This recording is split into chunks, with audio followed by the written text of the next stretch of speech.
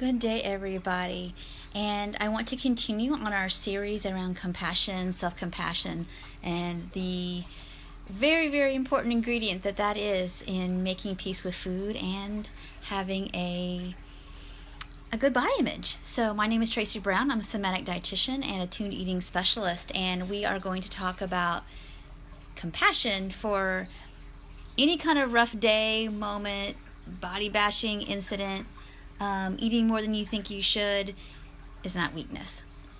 And we need to excavate that real quick in terms of being clear about where do we get the idea that, if our body's not feeling so great, or if we are struggling with our health or mobility or the length of time it's taking for recovery, where do we get the idea that being compassionate to and for ourselves is a weakness? So just take a second. And I want you to think about, where did you get the idea that when you're sad, you need to suck it up? Or when you're disappointed, that it's your fault?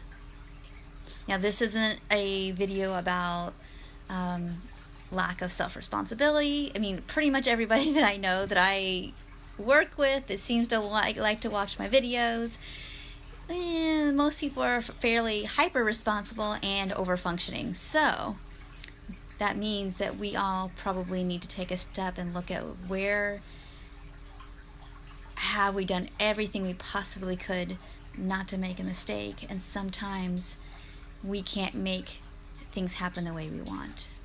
And then we shame ourselves for it. If you're doing that, that's likely because you have had to live in some kind of way under standards that just aren't possible, and have thwarted your ability to have spaciousness,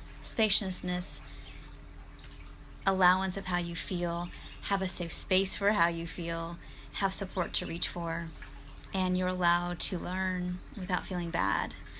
Usually we've missed those opportunities. It doesn't mean that we can't recapture that and reclaim that as adults.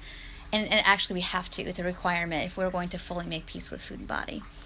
So I want us to really get clear about when we're struggling with self-compassion. Let's say you had a binge and your mind's racing and physically you might be uncomfortable, and all you can think about is like how you messed up, or why can't I control this?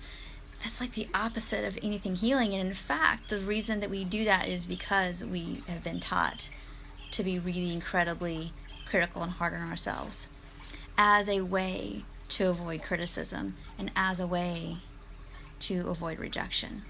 And so we do it, if we're doing it through food and body, when we know good and well that, we're still all learning, and when we don't have space and grace for that, that comes from something that's not really of right now. And it's really important to say, oh yeah, I'm doing that harsh thing on myself again, and thinking, if I go on a diet and tomorrow's a new Monday, then I can fix things. And what if it was, I'm not quite where I want to be.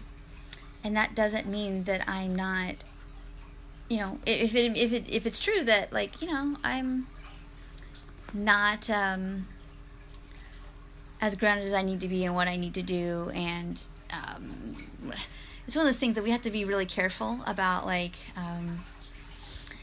I'll just put it this way: pretty much everybody who's watching this needs more self-compassion, because that inner critic is so loud, and it's almost like we don't always have a separation between, of course this is happening right now because I've been malnourished for 10 years or 20 years, or of course I'm struggling with hunger and fullness because I was food restricted at 3 or at 5 or at 16, and all of these were developmental times when I needed to learn how to be an eater. Instead, I was taught how to be a restrictor.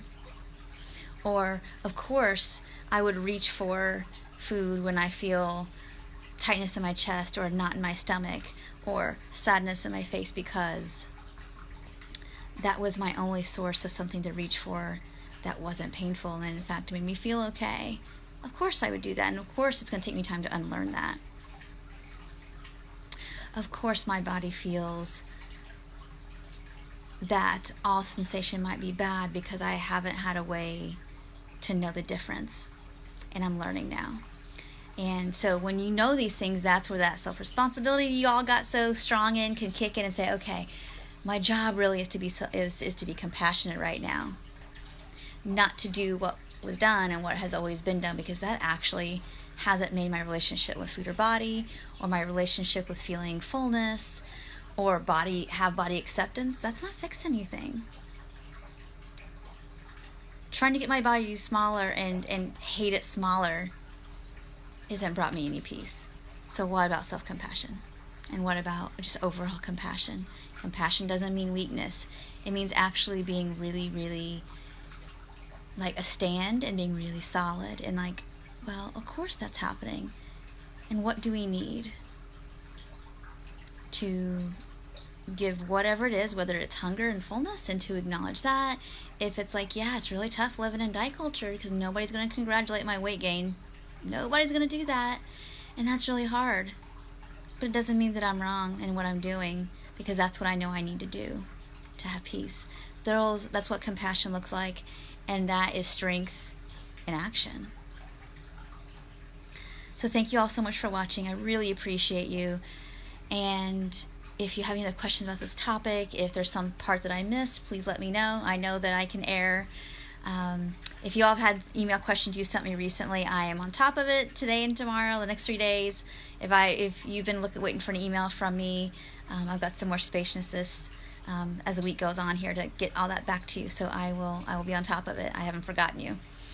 And until next time, please be self-compassionate, even if it feels like that is the hardest thing you have to do in your day-to-day. It's a worthy cause because you are.